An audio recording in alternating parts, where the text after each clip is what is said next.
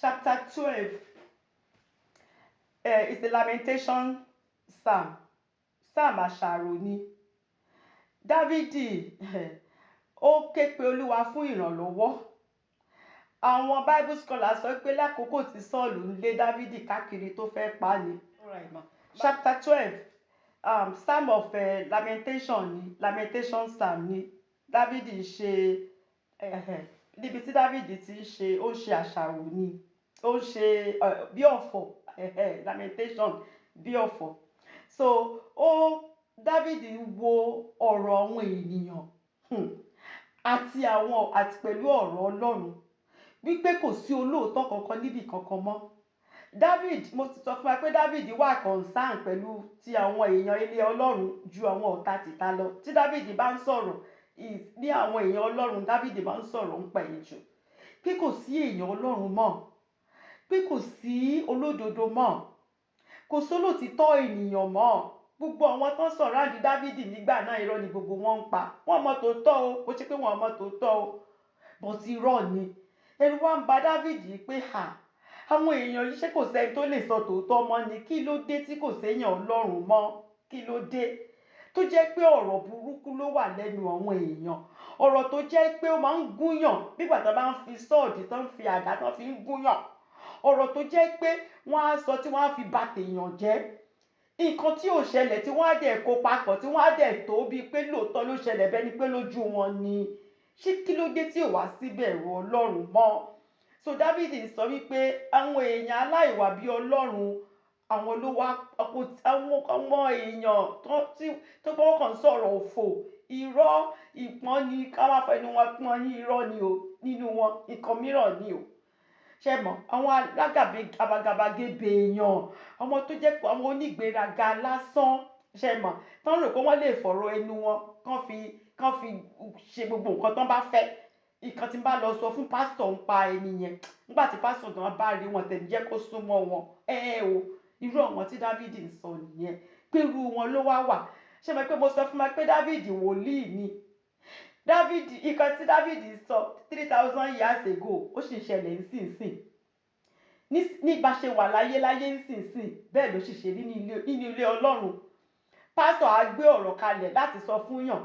Sísà náà wá rojọ́ títí ẹ̀, àti pásítọ̀ àti sísà kò sólòótọ́ kankan nínú àwọn méjèèjì. Kò sí nínú ilé Ọlọ́run ni o, nínú ilé Ọlọ́run. So ìkan tí David sọ 3000 years ago ó sì ń ṣẹlẹ̀. So David mọ bó ṣe rí kéèyàn kó wà níbi tó jẹ́ pé kò sẹ́ni tó jẹ́ pé ó lè sọ òtítọ́ mọ́, tó jẹ́ pé gbogbo àwọn tó sọ̀rọ̀ àǹdè èèyàn tó jẹ́ pé irọ́ ni. So inú ìrònú ni David wà ní Psalm chapter 12 yìí. Ó ń ronú lórí ìwà ìbàjẹ́, ìrera àti ẹ̀tàn àwọn ènìyàn tí wọ́n ti kà sí olóòótọ́ tẹ́lẹ̀. Àwọn tó ti rò pé olóòótọ́ làwọn eléyìí o, pé oníwà bí Ọlọ́run leléyìí, eléyìí tó ń kó white sọ́rùn yìí, wòlíì ńlá mọ̀ ni, pásítọ̀ mọ̀ ni, tíṣà mọ̀ ni. Ta ti rò pé ta ti fojú sọ pé òkè o eléyìí èèyàn ni. Bó nígbà tó bá la ẹnu ẹ̀ tó bá sọ̀rọ̀, ẹ̀dẹ̀ mọ̀ pé gbogbo nǹkan tó sọ kò sóòótọ́ kankan ń bẹ̀. Irọ́ ni. Ó kàn ń sọ̀rọ̀ láti just to have his own way, láti jàǹkan rú. So David ń ṣàpèjúwe àwọn ènìyàn búburú láti mọ̀ wọ́n, pé ká lè mọ̀ wọ́n. Ìdí tó fi ń sọ ni pé ta bá rírú àwọn èèyàn yìí, àti mọ̀ pé àwọn eléyìí àwọn aláìwà bí Ọlọ́run ni. Tá bá ti ń parọ́, tán ń boast, tán máa deceive yín, ọlọ́kàn méjì ni wọ́n. Ọkàn kan ló ní Sunday, tá bá ti kúrò ní church ní Sunday ọkàn mìíràn ló ní. Ọkàn kan ní Sunday, bless you, ẹ máa rò pé áńgẹ́lì ni wọ́n, èyàn jẹ́ kó di Monday. Ọkàn wọn burú jáì, ó burú jáì. Double hearted àwọn ọlọ́kàn méjì. Òun ni David sọ wípé àwọn èèyàn búburú yìí. Ṣùgbọ́n David wá jẹ́ ká mọ̀ wípé bí wọ́n ṣe burú tó, bí wọ́n ṣe rò pé wọ́n lè fẹnu wọn kán fi bà nǹkan jẹ́, tí wọ́n rò pé wọn ò ní jẹ́ kéèyàn ṣe nǹkan t'Ọlọ́run rán yàn láti wá ṣe. Ṣùgbọ́n pé kán mọ̀ wípé ọ̀rọ̀ Ọlọ́run òun làgbà o. Ọ̀rọ̀ Ọlọ́run kò ní yẹ̀. Ọ̀rọ̀ Ọlọ́run ó dúró títí láéláé. Nígbà tí àwọn bá parọ́ títí tán bà nǹkan jẹ́ títí nígbà tí tóun bá jókòó ti tóun tẹ̀lé ọ̀rọ̀ Ọlọ́run, nígbẹ̀yìn a máa rí pé tọlọ́run làṣẹ, ọ̀rọ̀ Ọlọ́run ló máa borí at the end of the day. Bí David ṣe feel, bí Elijah ṣe feel nígbà tí Jésíbẹ́lì sọ pé òun fẹ́ pa David lẹ́yìn tí àwọn òrìṣà Báà tí Elijah pa wọ́n dànù, tí Elijah sọ fọ́lọ́run wípé Olúwa kò séèyàn Ọlọ́run mọ́ o, èmi nìkan ni mo kù. David 1 Kings chapter 19 verse 10 to 14. 1 Kings chapter 19 verse 1 to 14. Ọlọ́run sọ fún mi pé Elijah ìwọ nìkan kọ́ ló kù, 7,000 ṣì wà, 7,000 ṣì wà tí ò tẹ̀ tí tán, tí wọ́n ti fi orúkún wọn balẹ̀ fún Báà. So bí David ṣe feel nígbà náà lélẹ́yìí pé kò sólóòótọ́ kankan, kò séèyàn bí Ọlọ́run mọ́, kò sólódodo kankan níbi kankan mọ́, ṣùgbọ́n ó fọkàn ara rẹ̀ balẹ̀ nínú ọ̀rọ̀ Ọlọ́run pé bó tẹ̀ jẹ́ pé òun nìkan ló kù tóun tẹ̀lé ọ̀rọ̀ Ọlọ́run, ọkàn òun ó balẹ̀ nínú Ọlọ́run. So ọ̀rọ̀ ìyànjú kan ni mo fẹ́ ká mú jáde, even though ẹ̀kọ́ pọ̀ ta lè kọ́ nínú chapter 12, bá ṣe lè dá àwọn ènìyàn búburú mọ̀, ìdánimọ̀ àwọn ènìyàn búburú, a máa kọ́ ní chapter 12. Ẹ̀tàn tí bí àwọn èèyàn ṣe máa ń fi ọ̀rọ̀, wọ́n ṣe máa ń fi tàn àwọn ènìyàn tí wọ́n fi ń ba gbogbo nǹkan jẹ́, ó wà ní chapter 12. Bọ́ ilé àti mímọ̀ ọ̀rọ̀ Ọlọ́run, ìyẹn ni mo fẹ́ really dúró lé lórí, wípé ọ̀rọ̀ Ọlọ́run mímọ́ ni. Bí ọ̀rọ̀ Ọlọ́run ṣe lágbára sí, òun ni mo fẹ́ ká fi ṣe ọ̀rọ̀ ìyànjú wa. Ọ̀rọ̀ Ọlọ́run, ìwé Jòhánù kìíní, John 1 verse 1 to 5, ó sọ fún wa wípé ní àtètèkọ́ṣe ni ọ̀rọ̀ wà, ọ̀rọ̀ sì wà pẹ̀lú Ọlọ́run, Ọlọ́run sì ni ọ̀rọ̀ náà. Ọlọ́run láti ìbẹ̀rẹ̀ tí kò sẹ́ni tó mọ̀, òun ni ọ̀rọ̀ ti wà. Ọ̀rọ̀ yìí ó sì wà pẹ̀lú Ọlọ́run ni o. Ọ̀rọ̀ náà ó sì ni Ọlọ́run. Ọ̀rọ̀ náà ló sì wá sáàárín àwa ọmọ ènìyàn. Òun ló mú ìmọ́lẹ̀ wá. Ọ̀rọ̀ náà òun ni Jésù Kristi fúnra rẹ̀, àpáta ayérayé tí kò sí baba ńlá tó lè yí padà. Ọ̀rọ̀ Ọlọ́run, Jésù Kristi fúnra rẹ̀, òun ni ọ̀rọ̀ Ọlọ́run. Dávìdì sọ fún wa ní chapter 12 wípé God's word is pure. Ọ̀rọ̀ Ọlọ́run mímọ́ ni o. Funfun nẹ́nẹ́nẹ́nẹ́ ni ọ̀rọ̀ Ọlọ́run. Funfun nẹ́nẹ́ ni ọ̀rọ̀ Ọlọ́run, kò ní àbàwọ́n. Ọ̀rọ̀ Ọlọ́run iyebíye ni. Ọ̀rọ̀ Ọlọ́run pure, funfun ni. Ọ̀rọ̀ Ọlọ́run á ti dánwò ní gbogbo ìgbà. Àwọn ọ̀jọ̀gbọ́n mọye ìgbà tán ti ṣe oríṣiríṣi.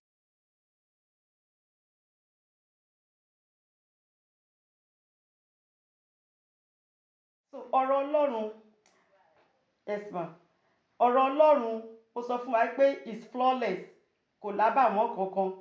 Valuable, iyebíye ni ọ̀rọ̀ Ọlọ́run. Pure, funfun ni ọ̀rọ̀ Ọlọ́run. It has been tried and tested 7 times. David sọ ọ̀rọ̀ tó ti dánwò, tó ti jó níná, tó ti sún níná, tó ti ṣe nígbà 7 ni ọ̀rọ̀ Ọlọ́run, ṣùgbọ́n tí kò sí nǹkan kan tẹ́nìkankan lè ṣe ń pa ẹ̀.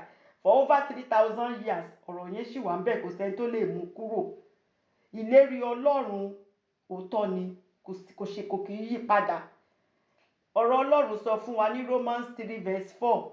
Romans 3 verse 4, ó ní let God be true, àti kí gbogbo olúkúlùkù ènìyàn kí wọ́n jẹ́ èké. Ọ̀rọ̀ Ọlọ́run òun ni ọ̀rọ̀ rẹ̀. So olóòtítọ́ lọ́lọ́run, òtítọ́ lọ̀rọ̀ Ọlọ́run. Gbogbo nǹkan tó kù ló máa lọ. Ọ̀rọ̀ Ọlọ́run kò síbi tó ń lọ. Ọ̀rọ̀ Ọlọ́run ò lọ bì kankan. Kí ni ẹgbẹ̀rún wúrà àti fàdákà? A lè fi wé ọ̀rọ̀ Ọlọ́run o.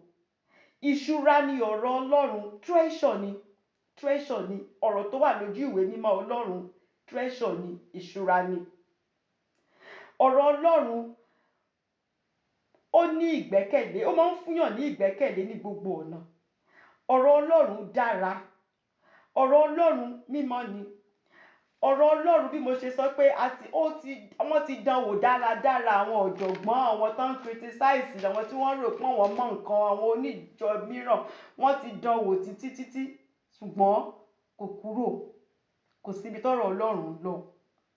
Ó rí bí ìkòkò tí wọ́n ti lù ní àìlóǹkà ìgbà ṣùgbọ́n tí kò sì fọ́. Bẹ́ẹ̀ lọ̀rọ̀ Ọlọ́run ṣe rí.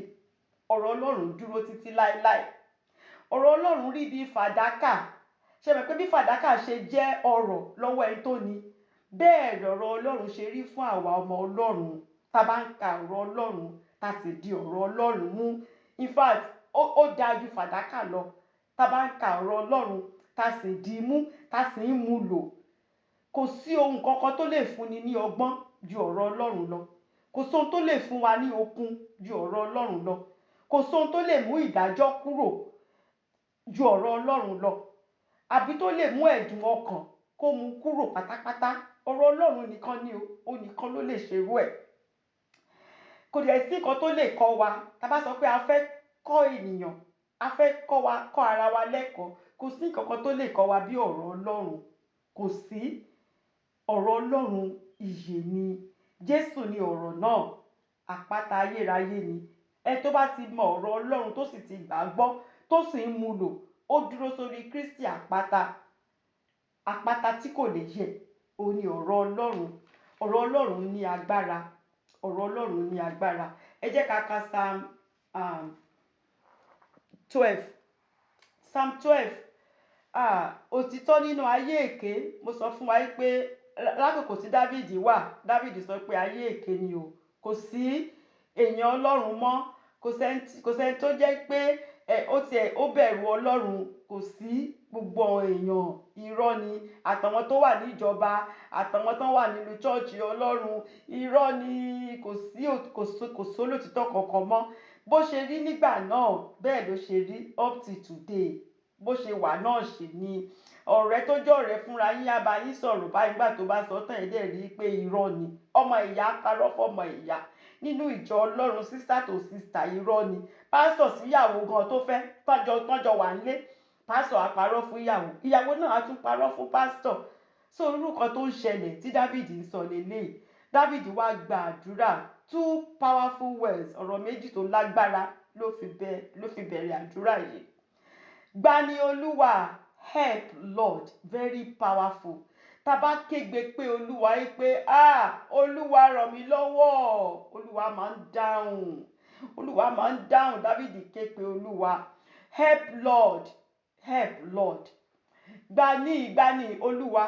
Nítorí àwọn ẹni ìwà bí Ọlọ́run wọn ti dásẹ̀. Nítorí àwọn olóòótọ́ ti dásẹ̀ kúrò nínú àwọn ọmọ ènìyàn. Gbà mí Olúwa, nítorí kò sí ẹni ìwà bí Ọlọ́run mọ́. Òtítọ́ ti kásẹ̀ láàrin àwọn ọmọ ènìyàn. Kò sóòótọ́ mọ́. Kò sóòótọ́ mọ́. Onírọ́ ló pọ̀ jù nílé Ọlọ́run. Verse 2. Olúkúlùkù wọ́n ń bá ẹnì kejì wọn. Wọ́n bá wọn sọ asán. Ètè ìpọ́nni àti ọkàn méjì ni wọ́n fi ń sọ ọ̀rọ̀.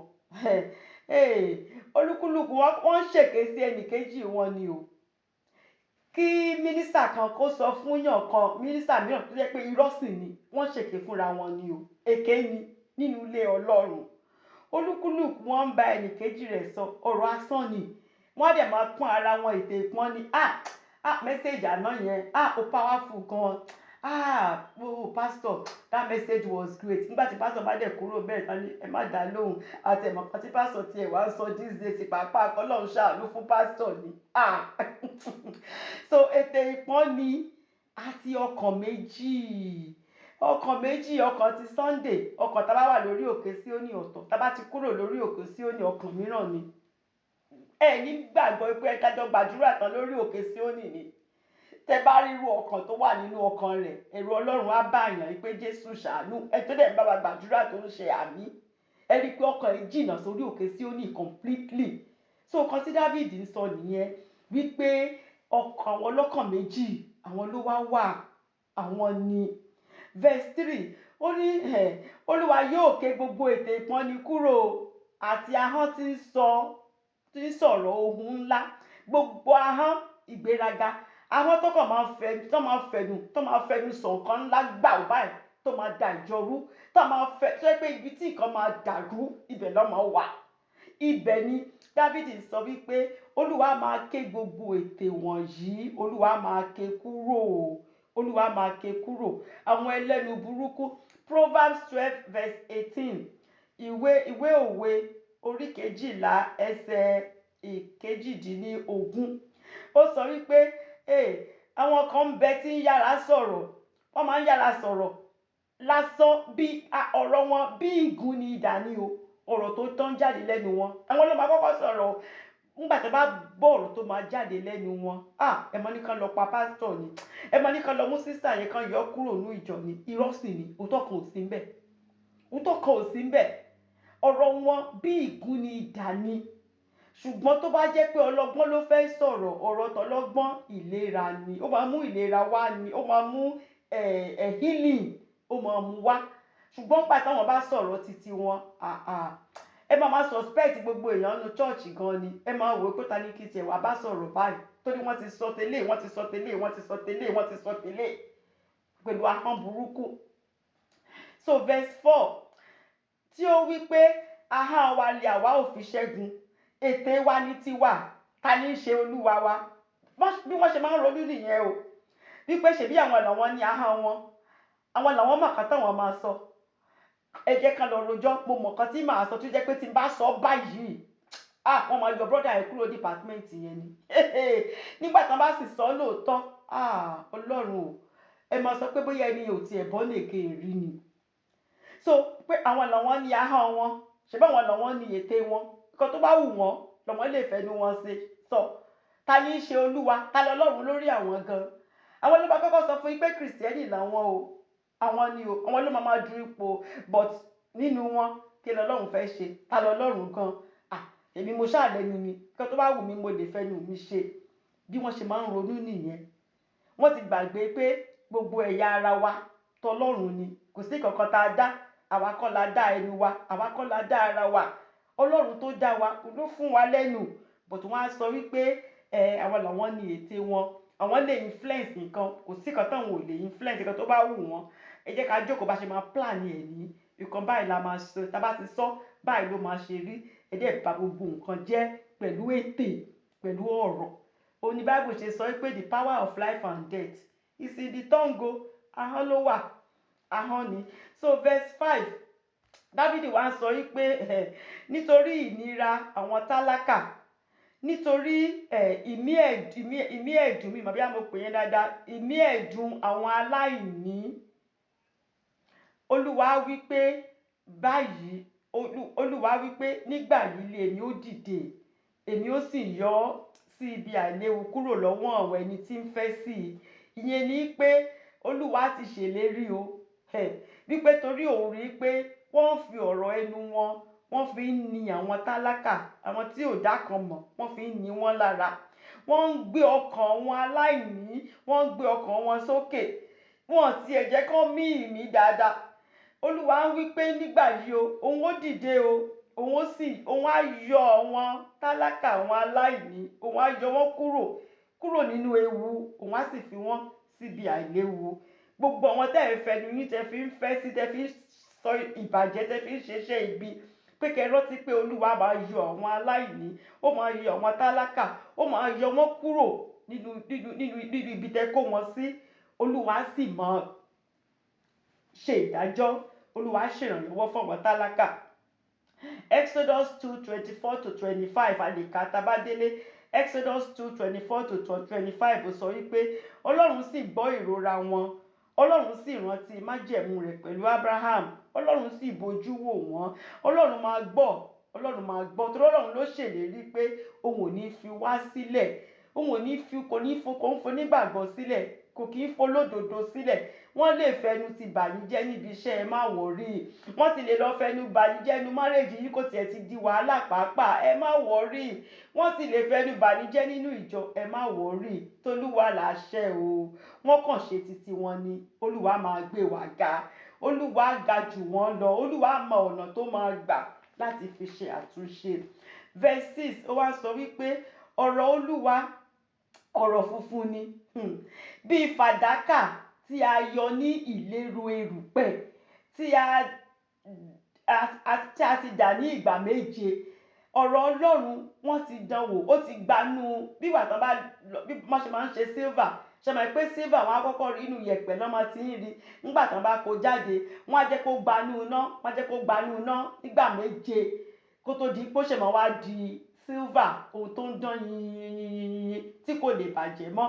Bẹ́ẹ̀ lọ̀rọ̀ Ọlọ́run, Olúwa fúnra ẹ̀ ti dán ọ̀rọ̀ ara rẹ̀ wò, wọ́n ti try ọ̀rọ̀ Ọlọ́run, ó ti gbanú iná nígbà 7 ó sì ti dúró kò lè bàjẹ́. Ẹ mọ̀ pé ìgbà 7 number of perfection ni. So ọ̀rọ̀ Ọlọ́run dúró, ọ̀rọ̀ Ọlọ́run dúró láéláé, ìlérí Ọlọ́run ó dúró láéláé, ó dúró láéláé. Proverbs 30:5, ìwé òwe orí 30 gbogbo ọ̀rọ̀ Olúwa jẹ́ òtítọ́, ó ń lé àṣà fún gbogbo àwa tí a gbẹ́kẹ̀ wa lé e. Ọ̀rọ̀ Ọlọ́run òtítọ́ ni, àṣà ló jẹ́ fún gbogbo àwa. Proverbs 30 ìwé òwe Proverbs 30 yà. Gbogbo ọ̀rọ̀ Olúwa jẹ́ òtítọ́, ó ń lé àṣà fún gbogbo àwọn tí ó gbẹ́kẹ̀ wa lé e. So David gan sọ ní Psalm 18:30, Psalm 18:30 ó sọ wípé bí ó ṣe ti Ọlọ́run ni ọ̀nà rẹ̀ pé, a ti rídìí ọ̀rọ̀ Olúwa, ó ń lé àpáta fún gbogbo àwọn tí ó gbẹ́kẹ̀lé e. A ti rídìí ọ̀rọ̀ Olúwa wípé òótọ́ ni ọ̀rọ̀ Olúwa, kò yí padà, sure word of prophecy ni, kò ṣe é yí padà.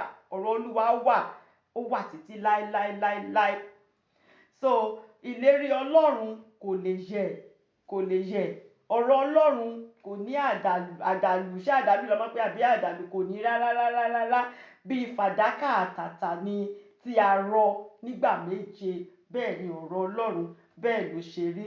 Verse 7 ló wá ń sọ wípé ìwọ ó pa wọ́n mọ́, Olúwa, ìwọ ó pa olúkúlùkù wọn mọ́ kúrò lọ́wọ́ ìran yìí láéláé. Ìyẹn ni pé ìwọ Olúwa, ìwọ yóò dáàbò bò wá, ìwọ yóò pa wá mọ́ kúrò lọ́wọ́ ìran àwọn tí kò tilẹ̀ gbà, àwọn aláìwà bí Ọlọ́run, àwọn tó ń ṣeṣẹ́ ibi, àwọn tó ń fẹnu wọn tó ń fi ba ti gbogbo èèyàn jẹ́, tí wọ́n ń ṣe gbogbo orú nǹkan bí eléyìí. Olúwa yóò pa wá mọ́ fún wọn títí láéláé ni. Olúwa ò ní ever fi onígbàgbọ́ sílẹ̀ láti jìyà. Olúwa máa gba onígbàgbọ́.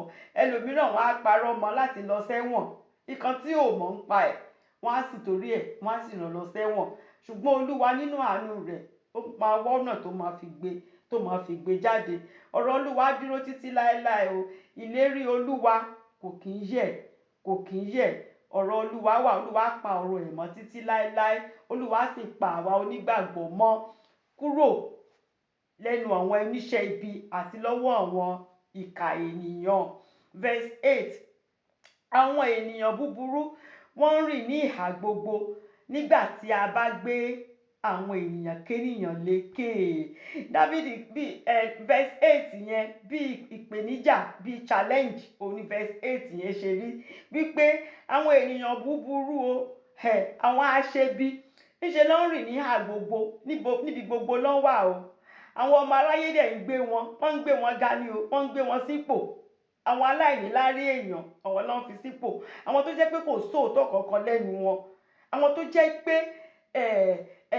ọ̀nà èrú, ọ̀nà ẹ̀mọ́ gbogbo nǹkan, but yet àwọn làwọn èèyàn ń gbéga, àwọn lèèyàn ń fi sípò, àwọn ló ń fi síbi gbogbo.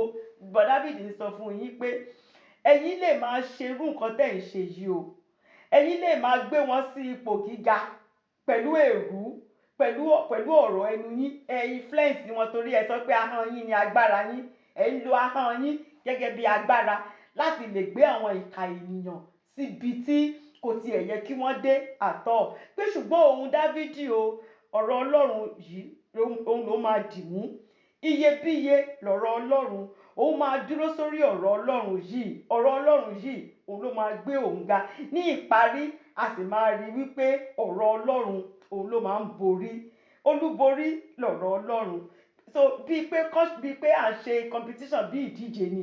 David sọ wípé ẹyẹ máa gbé wọn ga, ẹ jẹ́ ká máa fẹnu wọn influence, ká máa lo agbára ẹnu, ká máa ṣe gbogbo rẹ̀, ṣùgbọ́n nígbà tó bá yá ní ìparí a máa rí i pé ẹni tó bá ṣe ti Ọlọ́run, ẹni tó bá dúró sórí ọ̀rọ̀ Ọlọ́run, ẹni tó bá fi ìlérí Ọlọ́run tó mú lò, òun ló máa borí, òun sì ló máa wà lékè. Pẹ̀lú gbogbo nǹkan tó ṣe sí Dáfídì náà, at the end of the day, whether they like it or not, Dáfídì jọba Ísírẹ́lì o. Dáfídì jọba, gbogbo ogun tó ń bàjà kó wọ́n lè di ọba náà ni, ṣùgbọ́n pẹ̀lú gbogbo rẹ̀ Dáfídì di ọba. Àwọn tó sì ń bàjà tó ń parọ́ tó ń ṣe gbogbo rẹ̀, gbogbo wọn fúnra, a lot of them wọ́n parẹ́ ni o, àti ẹ̀gbọ́n orúkọ wọn dọ̀la, àfitábákan kò orúkọ wọn nínú ìtàn, nothing, kò sí kankan tí wọ́n achieve.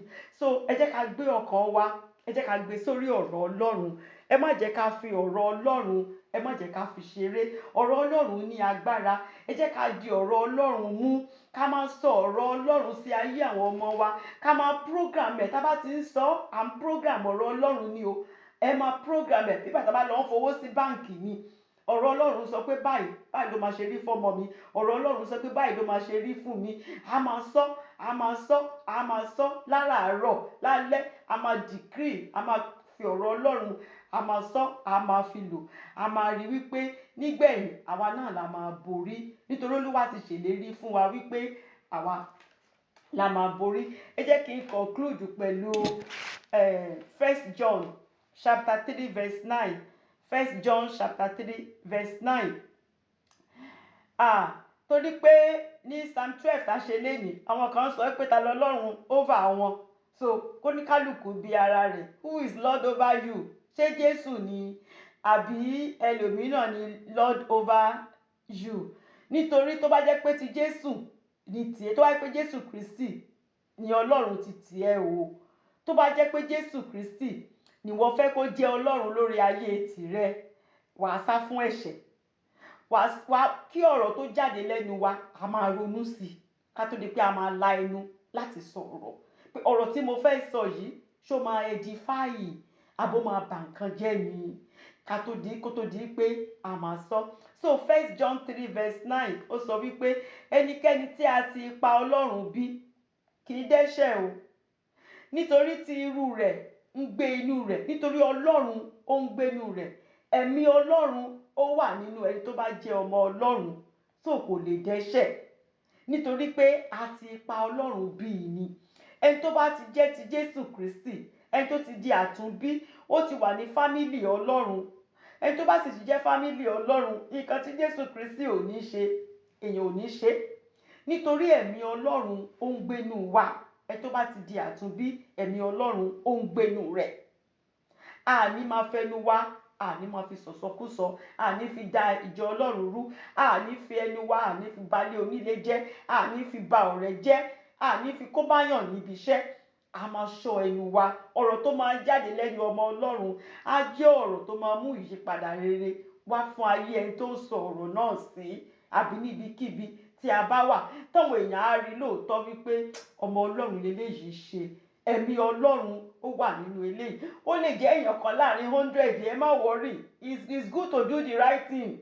Ẹ má bá wọn join, tẹ́ bá lè join wa, ẹ má bá wọn join, ẹ jẹ́ kó mọ̀ wípé ọmọ Ọlọ́run lèmi ṣe, ọmọ Ọlọ́run, ẹ̀mí Ọlọ́run ń gbénú mi, èmi ò lè ṣe é, mi ò lè ṣe, ẹ̀yin ẹ lọ máa ṣe, èmi ò lè ṣe. Ẹ jẹ́ káwọn èèyàn mọ̀.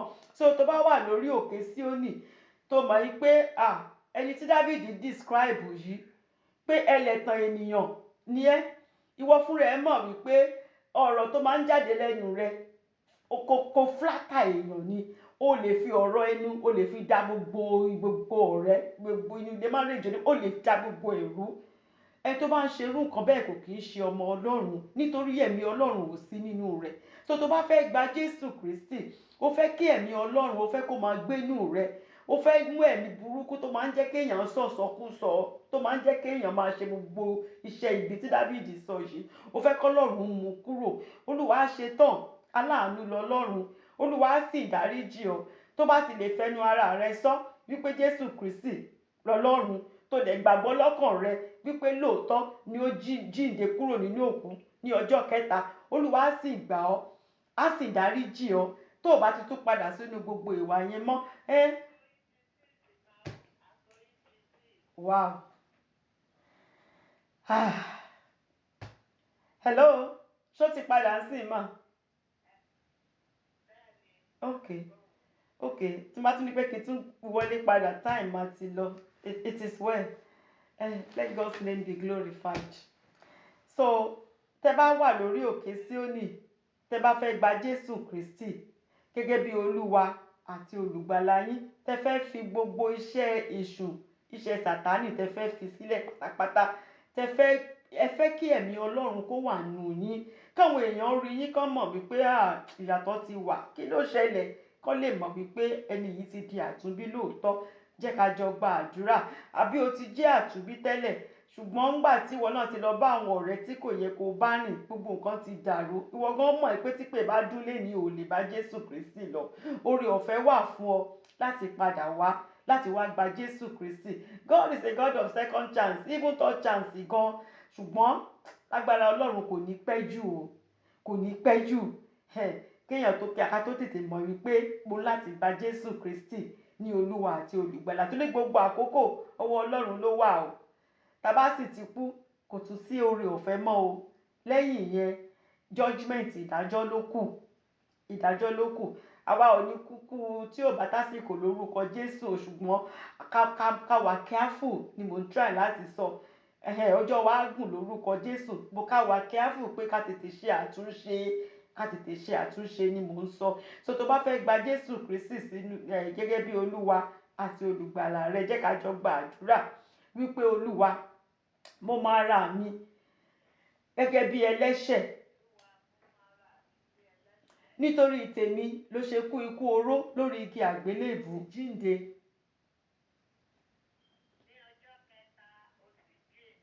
Mo gba Jésù Kristi ní Olúwa àti olùgbàlà mi.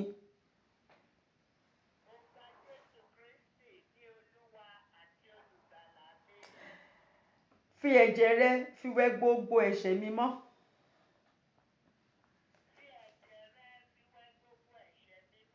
Kọ orúkọ mi sínú ìwé ìyè. Tó bá ti gbà lóòótọ́ pé Jésù Kristi ni Olúwa àti olùgbàlà rẹ, tó fi ọkàn rẹ gbà á, tó sì gbàgbọ́ lóòótọ́ pé lóòótọ́ ló jíǹde kúrò nínú òkú ní ọjọ́ kẹta, Olúwa sì kọ orúkọ rẹ sínú ìwé ìyè. Àwọn áńgẹ́lì á sì máa yọ̀ lọ́run wípé a tún ti ní èèyàn tuntun. Wọ́n á tún máa kọ́ mansion tirẹ̀ náà. Lọ́jọ́ náà, a ríra wa, a yọ̀ mọ́ra wa lórúkọ Jésù. I am rejoicing, my name has been written. I am rejoicing that I am born again. The Lord bless you all in Jesus' name.